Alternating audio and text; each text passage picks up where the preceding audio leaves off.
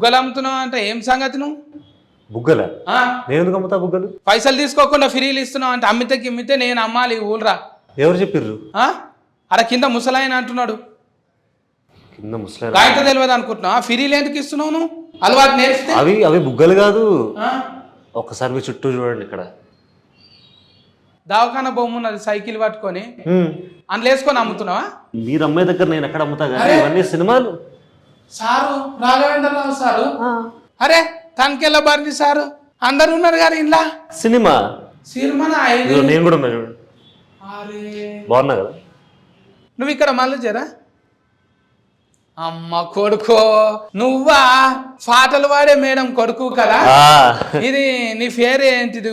ఫుబస్తా అది ఉంటది ముందుగా లేనిది అది అది ఆకాశ్ ఉప్పు బస్తా. ఉప్పు బస్తా ఆకాశ్ ఉప్పు బస్తా సర్నేమ్ ఉంటది కదా మమ్మీ.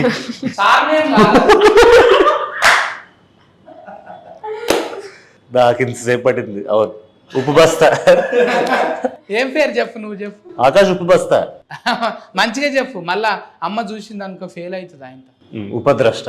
అది నాకు ఒత్తులు కాగునింతాలు రావు కానీ బస్తా చేశారు దాన్ని. చూసినావా? అయితే ముద్దుగిడ కూసురు. నేను ఆయనతో డౌటింగ్ కొట్టింది. నాకు నేను బుగ్గలమ్ముడు సిక్కేంటికి లేక ఇంట్లోనే అనుకున్న సినిమాలనా. అయితే హీరోయిన్ కదా ఏమే. అవును చూసిన అందులో పోస్టరింగ్ లో మంచిగా కొట్టినావు. నీ పేరు బాగానా? ఇంకేందో కొనక్కున్నదా నీకు కూడా ఉప్పు బస్తా లేక? ఏమన్నది? ఏం పందిరి? వాళ్ళ పందిరా? Rolling. It should be rolling. నాకు వద్దది. భావన అంటే చాలు.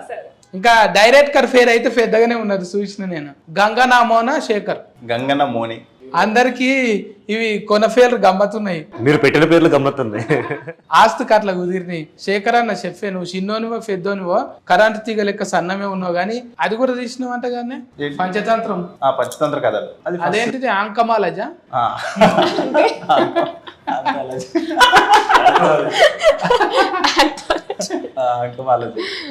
అది 5 కథలది. అందులోకెళ్ళి ఆంకమాలజీకి బుగ్గలాలజీకి ఎందుకు వచ్చినావు మరి? సినిమా చూస్తే తెలుస్తుంది ఏంది బుగ్గల కథ ఏందని. అంటే సినిమా చూసినాకనే క్లైమాక్స్ లో చూసుకోమంటావు. క్లైమాక్స్ దాకా అవసరం లేదు, ఇంట్రొడక్షన్. గిన్ని గానం నెత్తి మీద ఎట్లా వేసుకున్నావే? ఎన్ని గానం?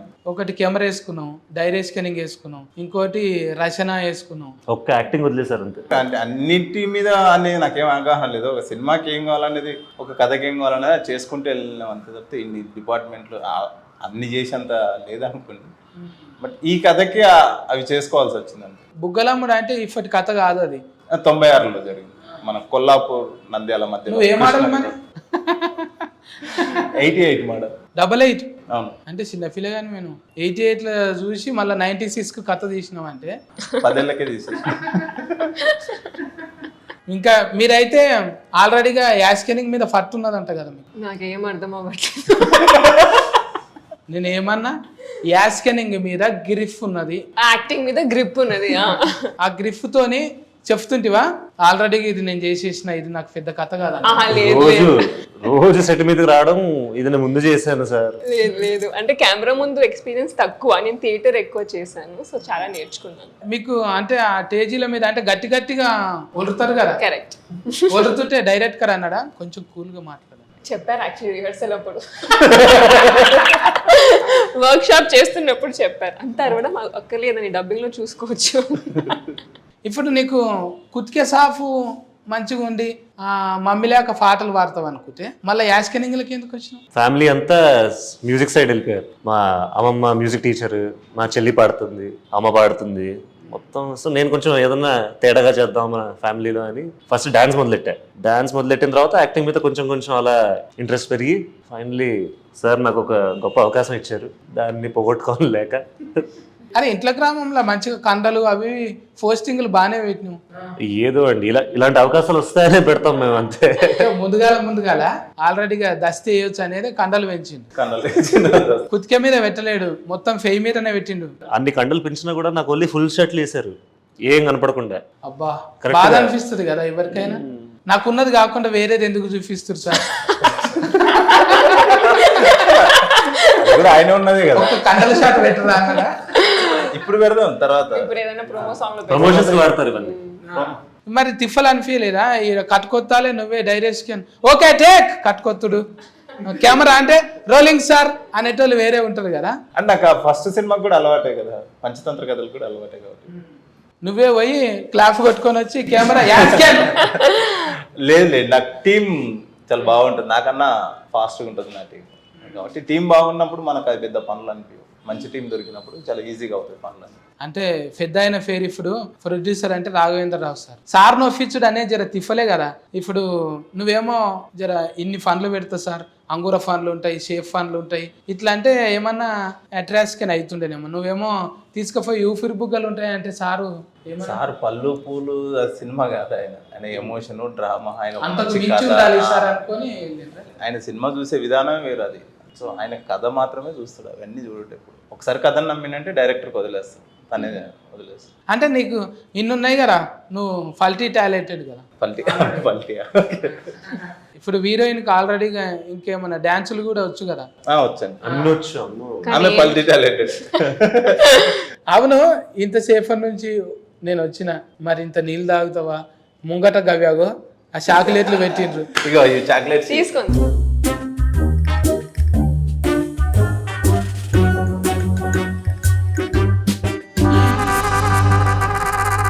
కెమెరా బంద్ చేయండి అన్న. చూ గీలు అబ్బాలరా వాయమ్మో చదువుతుంది నాకు. వాళ్ళు బెలూన్స్ అమ్ముతాడు అంటే ఏమనుకున్నావు? నేను ఫిలేజ్ గుర్తుందంటే మెడికల్ దవాఖానాలు ఏమో ఉంటుంది అనుకున్నా, కానీ నువ్వు గీ ఫన్ మీద ఉన్నావు. దాని తప్పేముంది? తప్పులేరా? తప్పు అనుకుంటాం మనం, అదే పెద్ద ప్రాబ్లం. ఏంది ప్రాబ్లం? అది పట్టుకున్నాక ఎట్లయితే తెలుసునా? ఎట్లయితుంది? చెయ్యి అంత నరాలు గుంజుతాయి, నీకేమెరక? ఇది నాకు తెలిసిన వాళ్ళు చూడాలి, కానీ సత్తి 2-3 దినాల దాకా మాతో మాట్లాడక నువ్వు అంటారు. అంత పెద్ద తప్ప అది? మరి కాదా? అదే సినిమా తప్పు అనుకుంటాం మనం, కానీ తప్పు కాదు. అన్నిటికంటే అవసరమైనది అది 1996లో దాని అవసరం ఏంటి అనేది సినిమా. ఇక ఇదే ఫనా? ఇక ఊరందరికి ఇదే ఫనా? ఏ పని, మాకు ఏం పని లేదు.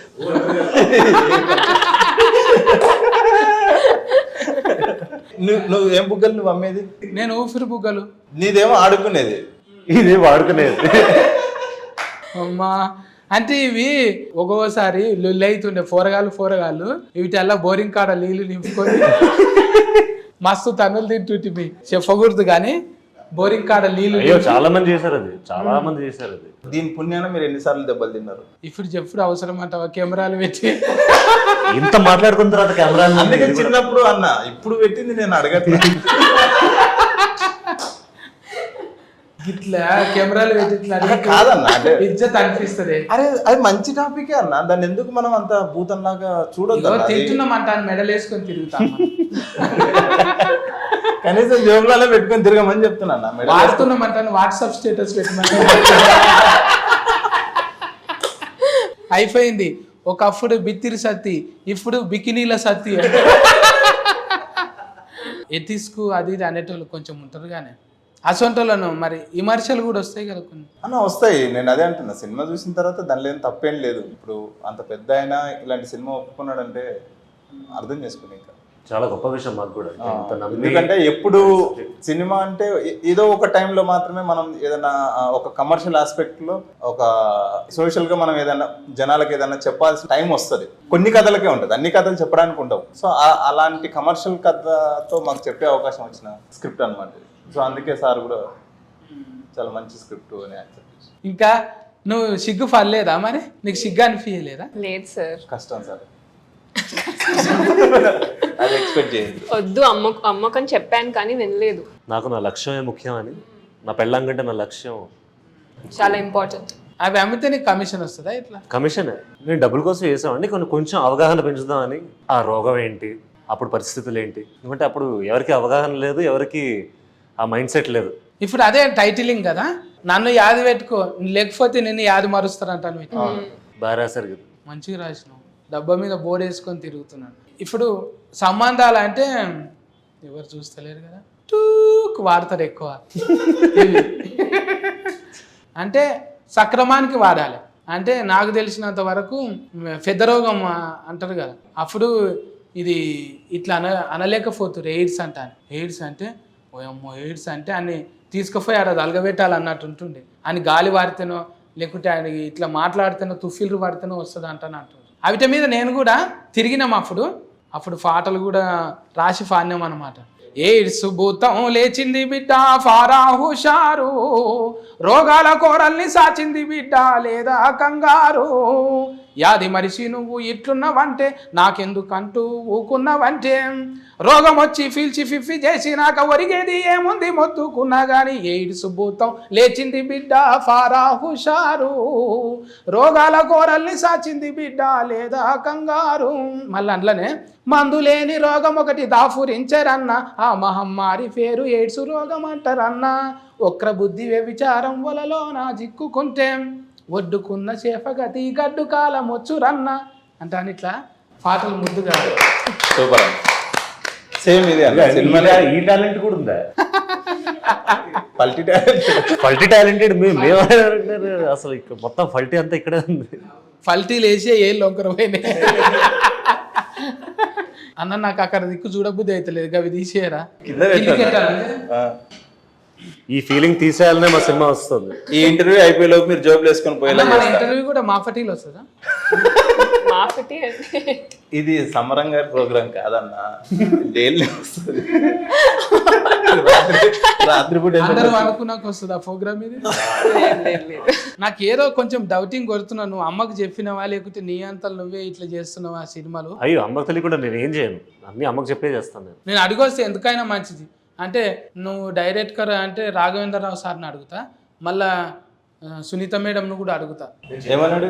ఏమని అడుగుతా అంటే, ఇసొంటి నౌకరీ ఉన్న దాంట్లో ఫస్ట్ ఎందుకు పెట్టినామంట అని అడుగుతా. మీరు ఈయన ఉండండి, ఎక్కడ పోకండి. ఇప్పుడైతే ఆకాష్ నాకు యాక్టింగ్ అంటే చాలా ఇష్టం అని చెప్పాడు, ఒక్క క్షణం నేను కూడా కంగారు పడ్డాను. మనం పాడితే గిడితే పాటలు పాడాలి కానీ ఇదేందిరా యాష్. లేదు